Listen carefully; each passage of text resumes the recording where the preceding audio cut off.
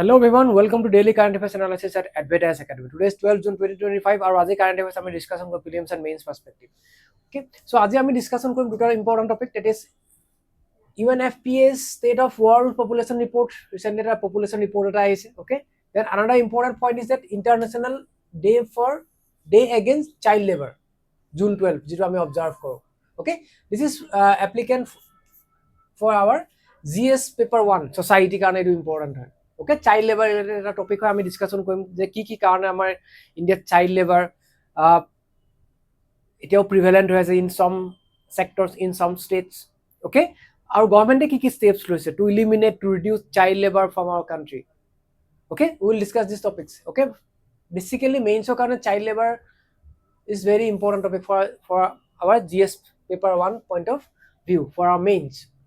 Okay, so প্ৰথম টপিকটো আমি যদি চাওঁ, that is UNFPA's State of the World Population Report.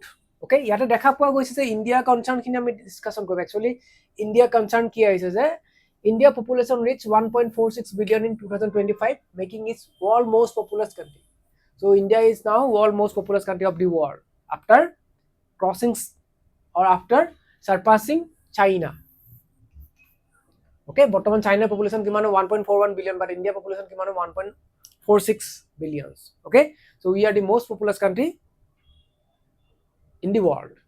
Okay, so recently আমি এটা ট্ৰেন্ড এটা ইন্ডিয়া পপুলেশনৰ দেখা পোৱা গৈছে, সেইখিনি আমি ডিসকাশন কৰিম যে পপুলেশন প্ৰজেকশন ইন্ডিয়াত কি দেখা পোৱা গৈছে যে expected to peak at 1.7 billion in the next 40 years before it begins to decline. So India population to এটা peak আমি পাবলৈ গৈ আছো 1.7 billion in next 40 years. তাৰ পিছত আকৌ কি হ'ব বুলি কৈছে, ইন্ডিয়া পপুলেশন আকৌ ডিক্লাইন হ'ব. Before declining India population to peak হ'ব 1.7 billion in next 40 years. আৰু 40 বছৰ ইন্ডিয়া পপুলেশন ইনক্ৰিজ হৈ গৈ থাকিব এনেকৈ, then it will start decline. Okay, that is important point. 2024 India population কিমান আছিল 1.14 billion according to United Nations World Population Prospects 2024. হেৰি এতিয়া আমি দেখা পোৱা গৈছে টোটাল ফাৰ্টিলিটি ৰেটটো আমাৰ ইণ্ডিয়াত ডিক্লাইন হৈছে টু 1.9, আগতে কিমান আছিলে 2.1 আছিলে. টোটাল ফাৰ্টিলিটি ৰেটটো ডিক্লাইন হোৱা দেখা পোৱা গৈছে. It is concern for India. Okay, যিটো আমাৰ 1970s কিমান আছিলে 5 আছিলে, 5.0 আছিলে, বাট 2020s আমাৰ 2 পইণ্টত আহি গৈছিলে. ওকে, সো টোটাল ফাৰ্টিলিটি ৰেটটো ইণ্ডিয়াত দেখা পোৱা গৈছে যে ডিক্লাইনিং ট্ৰেন্ড এটা দেখা পোৱা গৈছে. Okay, this is a matter of concern. এটা ৰিজনাল ফাৰ্টিলিটি ৰেট যদি আমি চাওঁ, হায়াৰ ফাৰ্টিলিটি ৰেট আমাৰ কোনবোৰ ষ্টেটত দেখা পোৱা যায়, বিহাৰ, মেঘালয়, এইবোৰ ষ্টেটত হাই ফাৰ্টিলিটি ৰেট আমি দেখা পোৱা যায়, but low fertility rate like states like Delhi, Kerala, Tamil Nadu, these are the states য'ত আমাৰ লো ফাৰ্টিলিটি ৰেট দেখা পোৱা যায়. Rural urban gap, 7 states have not reached replacement level in rural areas. Okay, then adolescent fertility concern. India's adolescent fertility rate is 14.1, higher than China. China to India কি হয় adolescent fertility rate to আমাৰ ইণ্ডিয়াত বেছি হয় 14.1. এটো মনত ৰাখিব লাগিব যে adolescent fertility rate is high in India. Impact maternal child health, ই কিহত ইম্পেক্ট কৰিব, maternal and child health, education and workforce participation. So আমি যদি এটো যদি চাওঁ যে adolescent fertility concern to আমি যদি চাওঁ যে ইণ্ডিয়াত বেছি হয় 14.1, is 15 to 19 years of it, but Thailand আৰু আমাৰ শ্ৰীলংকা বা চাইনাতকে quite high. Okay, this is quite high in India. আৰু ই আমাক মেইনলি ক'ত এফেক্ট পেলাইছে, maternal mortality rate, maternal and child health, education and workforce participation, এইবোৰ সেক্টৰত কি দেখা পোৱা গৈছে, ইম্পেক্ট পেলোৱা দেখা পোৱা গৈছে because of adolescent fertility rate. So আমি এটা কথা গম পালো যে ইণ্ডিয়াত ফাৰ্টিলিটি ৰেটটো, টোটাল ফাৰ্টিলিটি ৰেটটো আমি কি দেখা পোৱা গৈছে যে টোটাল ফাৰ্টিলিটি ৰেটটো আমাৰ কি হৈছে, ডিক্লাইন হৈছে, বাট এডোলেসেন্ট ফাৰ্টিলিটি ৰেটটো আমাৰ ইণ্ডিয়াত কি হয়, হাই হয়. Adolescent fertility rate in India is high compared to China, compared to Sri Lanka, compared to Thailand. So ইটো ইণ্ডিয়াত আমাৰ কিমান হয় 14.1. এটো মনত ৰাখিব লাগিব আমি. আন্ডাৰলাইং চ্যালেঞ্জেস, যে কি চ্যালেঞ্জেস আছে আমাৰ, reproductive autonomy. Okay, millions still lack informed reproductive choices, lack of awareness. Okay, UNFPA YouGov survey findings of 1 to 3 Indians experience unintended pregnancies. প্ৰতি 3জন মানুহৰ এজন মানুহৰ কি হৈছে যে আমাৰ কি দেখা পোৱা গৈছে unintended pregnancy হয়. 30% could not have desired number of children. Okay, these are the issues. 30% মানুহে যিমান চাইল্ড বিচাৰে সিমানখিনি তেওঁলোকৰ নাথাকে বা নাই, তাতকে বেছি হ'ব পাৰে কম হ'ব পাৰে, like that. Okay, 23% face both scenarios. Okay, barriers to desired family size. Okay, কিহৰ কাৰণে family size attain কৰিব পৰা নাই, desired family size, because of financial constraint, because of housing issues, because of job insecurity, because of lack of child care. এই ইস্যুজবোৰৰ কাৰণে কি দেখা পোৱা গৈছে যে আমাৰ ফেমিলি সাইজটো মেইনটেইন কৰিব পৰা নাই বহুতে, জব সিকিউৰিটিৰ কাৰণে বহুতে কনসিভ কৰিব নিবিচাৰে, housing issues, financial constraint, these are the issues যিবোৰ আমি ইণ্ডিয়াত দেখা পোৱা গৈছে, যাৰ কাৰণে আমাৰ কি হৈছে ফাৰ্টিলিটি ৰেট বা আমাৰ কমি যোৱা দেখা পোৱা গৈছে, because of job security, okay, job insecurity, because of housing issues, because of financial issues, because of various reasons. Okay, যাৰ কাৰণে আমাৰ ইয়াত কি দেখা পোৱা গৈছে, ইণ্ডিয়া টোটাল ফাৰ্টিলিটি ৰেটটো আমাৰ ইণ্ডিয়াত কমি যোৱা দেখা পোৱা গৈছে। বুজি পাইছো, these are the main reasons: lack of child care, lack of finance, lack of house, okay, lack of job security. Okay, এতিয়া আমাক ৰিকমেন্ডেশন কি দিছে, UNFPA's recommendation: shift policy focus from fear of overpopulation, underpopulation to reproductive rights and choices. Reproductive right and choices adopt কৰিব কৈছে। Promote gender reproductive agency, right to decide freely, okay, about sex, contraception and family formation. Okay, so আমি কি কৰিব লাগিব যে gender reproductive agencies বোৰ আমি promote কৰিব লাগিব according to UNFPA's recommendation. Strengthen healthcare system to আমি strengthen কৰিব লাগিব, child care support আমি provide কৰিব লাগিব, economic security আমি দিব লাগিব, job security. Okay, যেতিয়া এইবোৰ আমি কৰিম তেতিয়া কি হ'ব যে ফাৰ্টিলিটি ৰেটটো ইণ্ডিয়াত কি দেখা পোৱা যাব যে আকৌ ইনক্ৰিজ হোৱা দেখা পোৱা যাব। Okay, so this is about this topic. This is one mains practice question which you may try about it. Okay, this is about mains practice question. India has become the most populous country in the world. Okay, but even its fertility rate falls below replacement level. Fertility rate to amar replacement level at amar ki hoise decrease hoise. In this context, critically examine the emerging demographic challenges and opportunities for India opportunity aru amar challenges ki ase hekhini ami discussion koribo laibo, because of total fertility rate in India is decreasing or is declining, jodio amar eta India ki most populous country hoy. Okay, so next important topic to hol je amar international day against child labor. International day against child labor আমি observe কৰো কিটা 12 জুনত।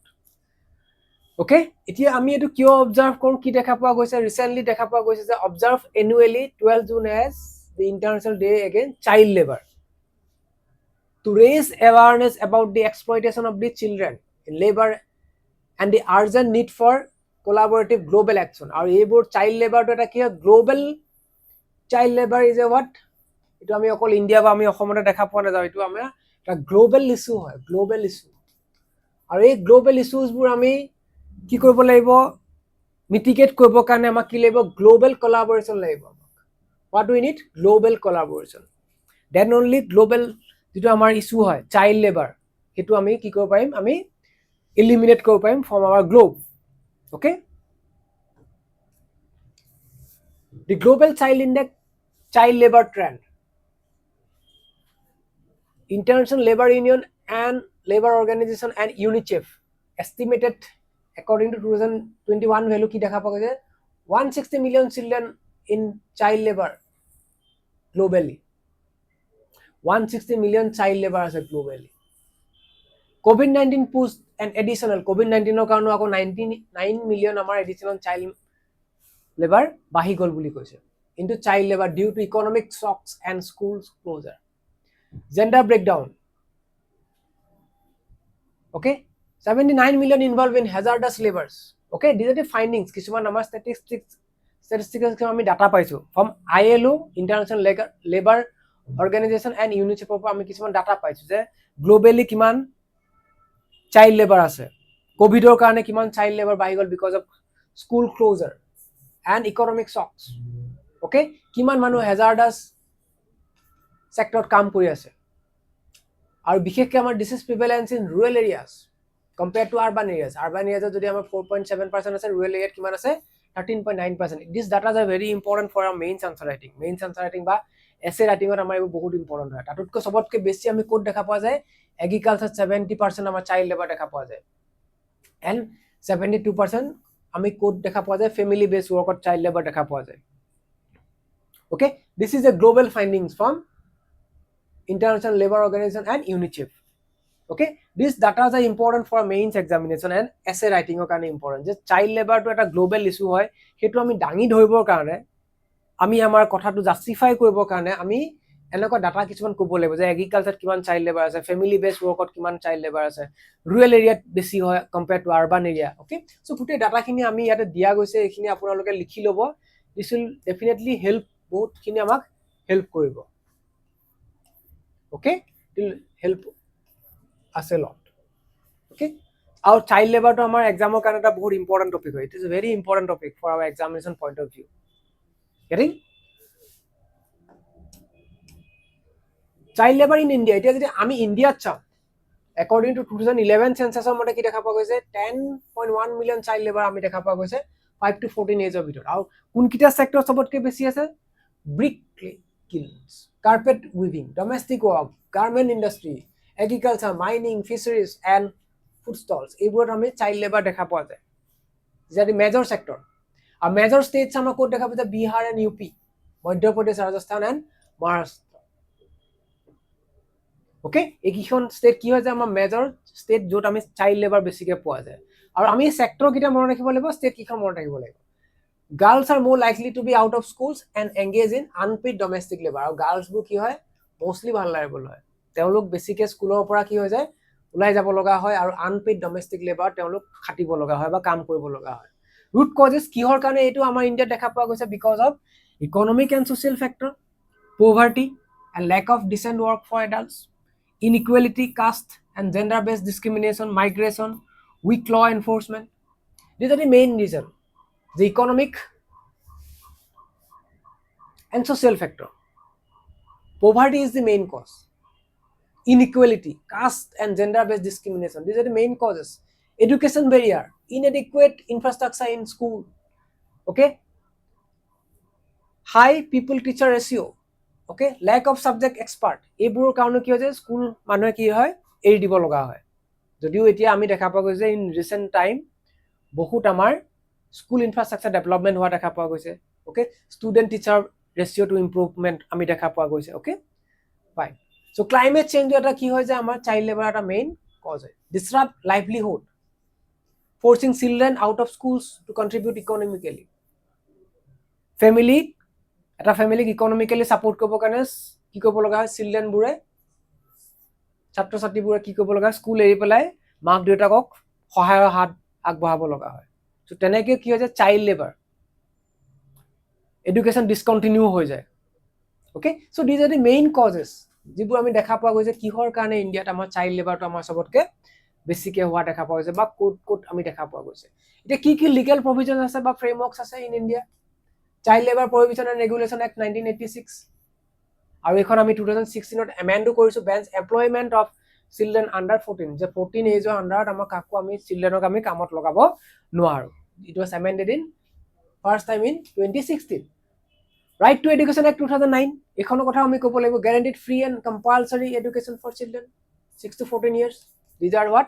Legal and policy framework in India. যে কি কি legal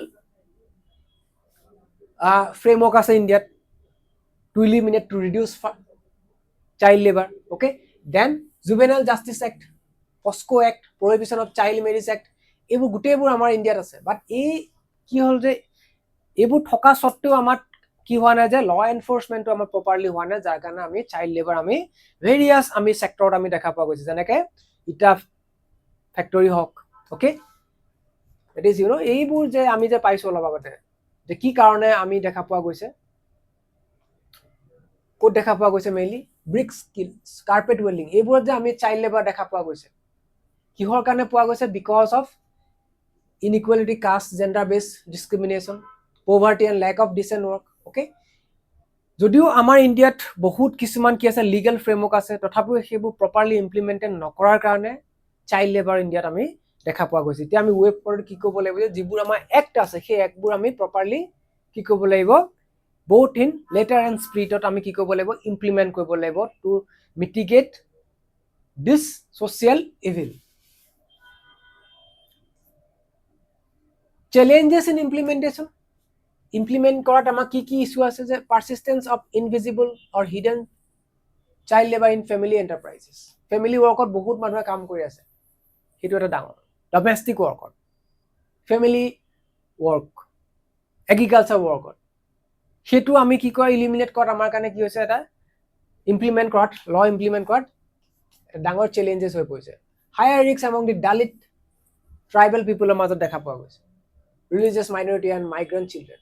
Okay, gender vulnerability. Girls are overburdened with household responsibilities and prone to exploitation. Lack of accountability mechanism and coordination between the department. Various departmentor মাজত আমাৰ কি নাই, proper coordination নাই। গতিকে আমি কি কৰিব লাগিব, proper coordinated with various department বোৰে কি কৰিব লাগিব, কাম কৰিব লাগিব। Then only the social evil can be eliminated from our country. Way forward কি কৰিব লাগিব আমি, strengthen law enforcement. Law enforcement আমি strengthen কৰিব লাগিব। Improve education access and quality. Expand economic support, community engagement, corporate responsibility and data and monitoring. Okay, these are the steps. Okay, economic support আমি দিব লাগিব, যেতিয়া poverty নাইকিয়া হ'ব, যেতিয়া better education আমি provide কৰিম, proper education. Okay, তেতিয়া লাহে লাহে আমি কি দেখা পোৱা যাব যে এই ইছ্যুজবোৰ আমাৰ লাহে লাহে আমি ৰিডিউচ কৰিব পাৰিম। আৰু লগতে আমি কি কৰিব লাগিব যে আমি ল এনফৰ্চমেণ্টটো আমি একেবাৰে ষ্ট্ৰংলি আমি ইমপ্লিমেণ্ট কৰিব লাগিব। এডুকেশ্যন আমি কি কৰিব লাগিব, এক্সেছটো আমি চবৰ কাৰণে দিব লাগিব under the RTE act, right to education 2009।